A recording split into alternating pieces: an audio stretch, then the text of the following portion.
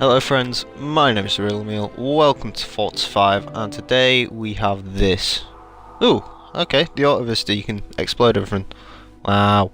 Anyway, today we are going to be using this. This is the Lamborghini Countach. I believe this is the 5000 version, although I'm not 100% on that. Very cool car. And we're going to be finishing the early Grand Touring Championship off with it today. It has flip-up headlights and it has suicide doors, which make it one of the coolest cars ever, I guess. It is a very, very cool car, the Countach. Very, very. It's kind of what... some would argue the Miura would be the car that gave big Lamborghini, V12 Lamborghinis the fame. But others would probably argue that this was the car that gave the V12 Lamborghinis their insaneness, I guess. The Miura is a very pretty car. I do like the Miura. However, the Countach is obviously the car which is just mental. It's got the big mental doors, it's got flip-up headlights, it's got a huge wide body on it, and also it comes in a very, very nice colour. I do quite like this. It's kind of a ruby colour, I guess. I don't know. I actually really do quite like this colour though. It's great. Anyway, let's get on with it. Slow launching, that's very un-Lamborghini. It's supposed to be dramatic, there's supposed to be smoke, and I'm already supposed to be facing backwards and got into the front of that Countach behind us, which is in the same colour. I respect your colour choice, sir. Right, this first corner, Okay, we are going to take the new Forza 5 line. I don't think you could ever take that line in Forza 4, but in this game it seems like it's more viable. I don't know if that dirt is the lap either, that line. I'm not 100% on that. Anyway, this has got a pretty cool interior as well. It seems quite mental inside here as well. Very 80s. It's, you know, boxes and curves and angles, very sharp angles. This car basically embodies the 1980s. The steering, this car's weird actually. This car feels really heavy. Eee. There we go.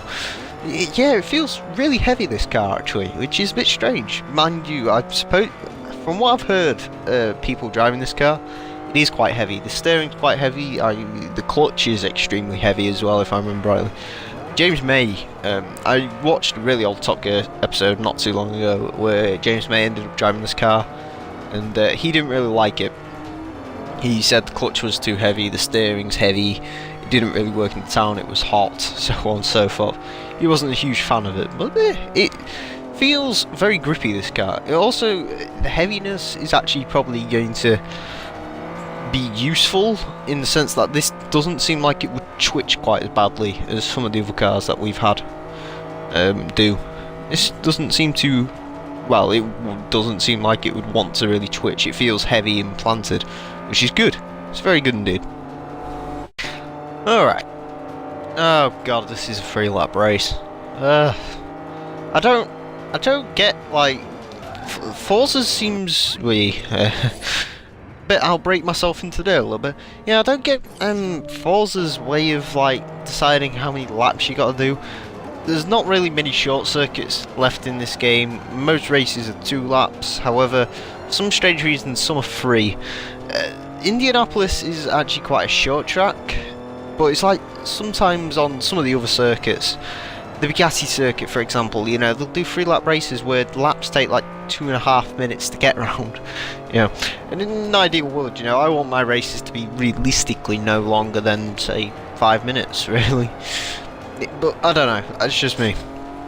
Go around the outside of him, and can I get him into there? Yes, I can. I forgot to tune the gear ratios on this, I think.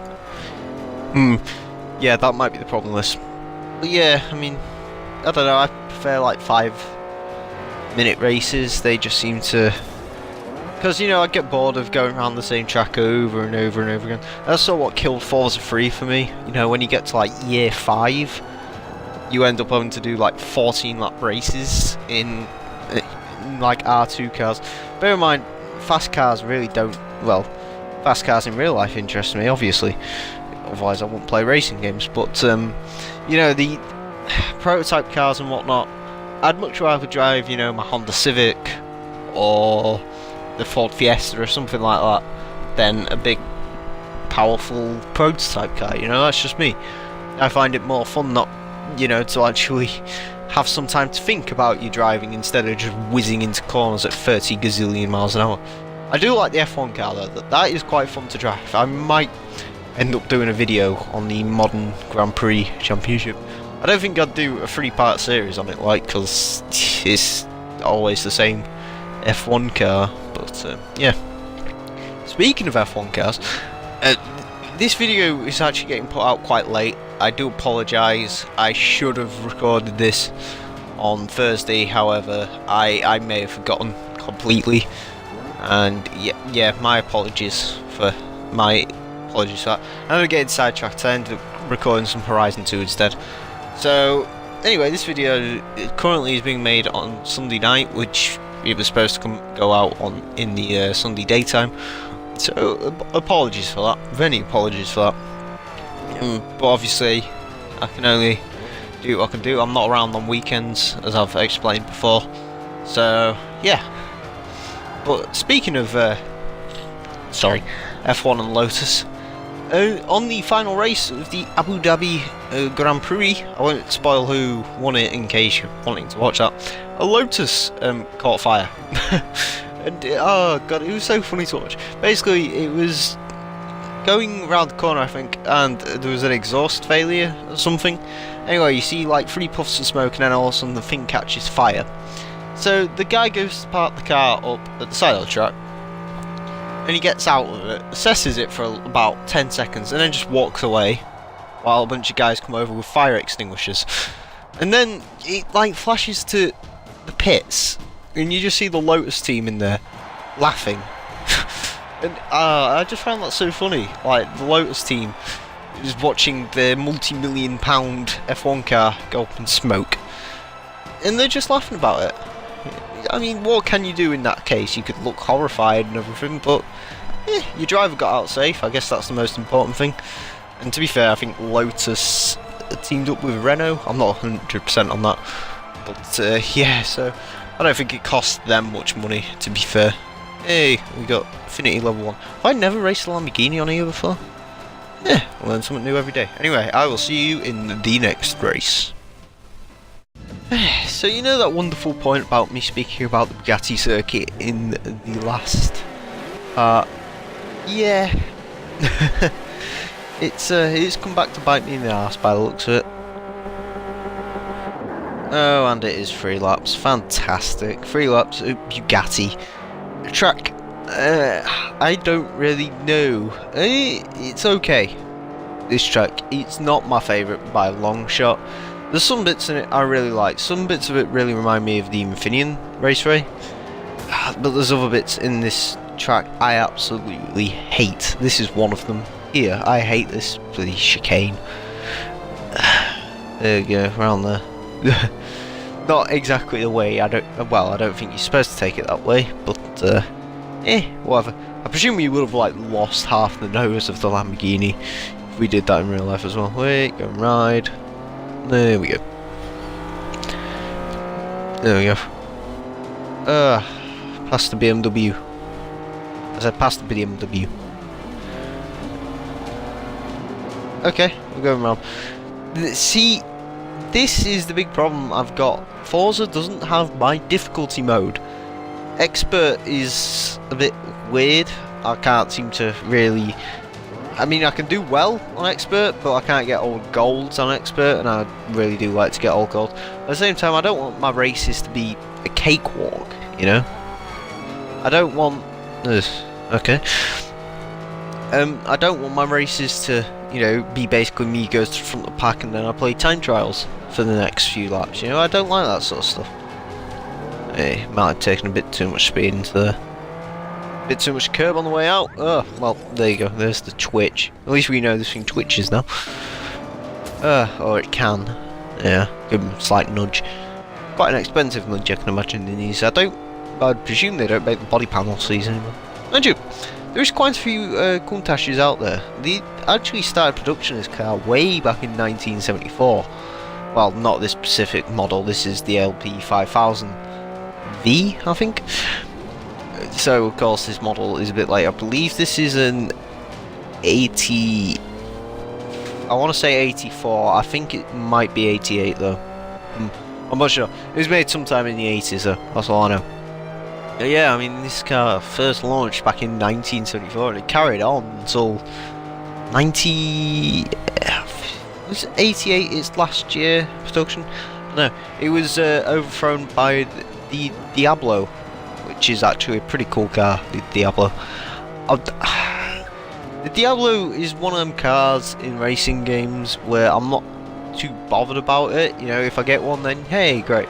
But you know, I don't go out my way to buy one, to be fair.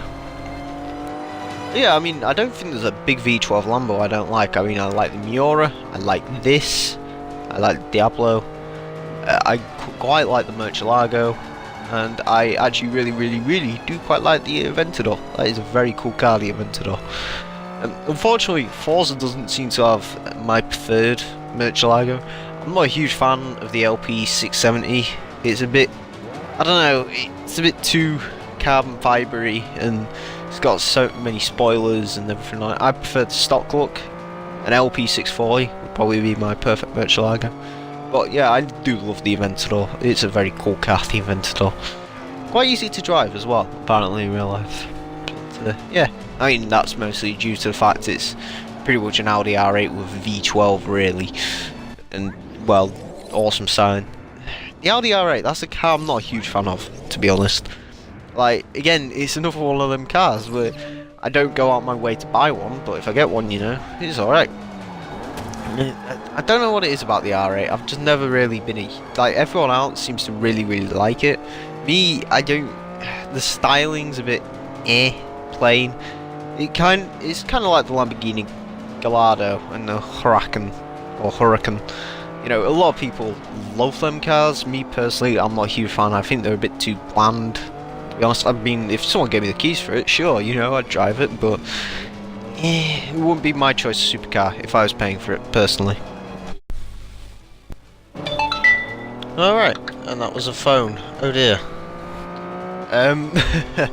Anyway, coming on to the last lap.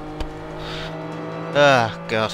So, anyway, this is actually going to be the second championship we've done, isn't it?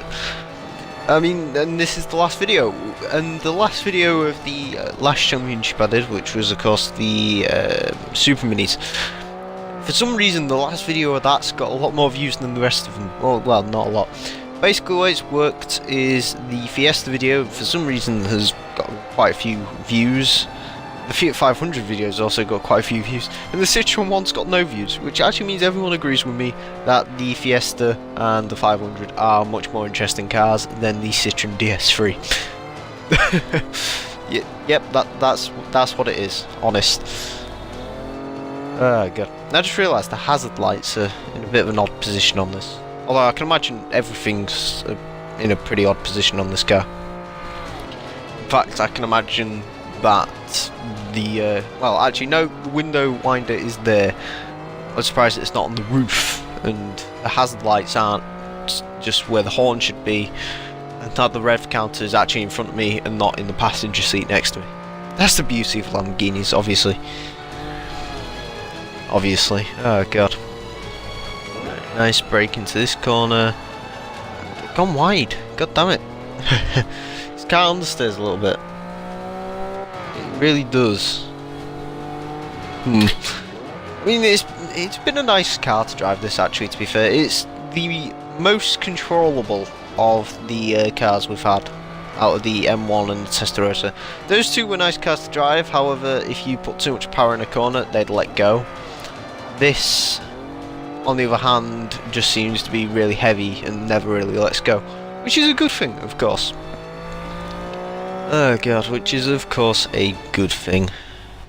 Across the line, and are you ready to take one final look at the Lamborghini Countach? Ooh, when did that happen? Okay, I broke it a little bit. I was about to say I broke a priceless supercar, but I'm sure you could probably put a price on this. Hey, 11 grand. At least these long races actually give you a fair bit of money, which is always good. Money is always good. Money buys nice things. Oh god. Hey, level 45. More money. I wish they'd actually give you cars for leveling up, but whatever. God. Anyway, my friends, my name's been the Real Emil. This has been the Lamborghini Countach, and this is, of course, the end of the early touring. I keep saying early touring car championship. Oh, and there goes some headphones. The end of the early Grand Touring championship. So anyway, I want to thank you all for watching, and until next time, farewell.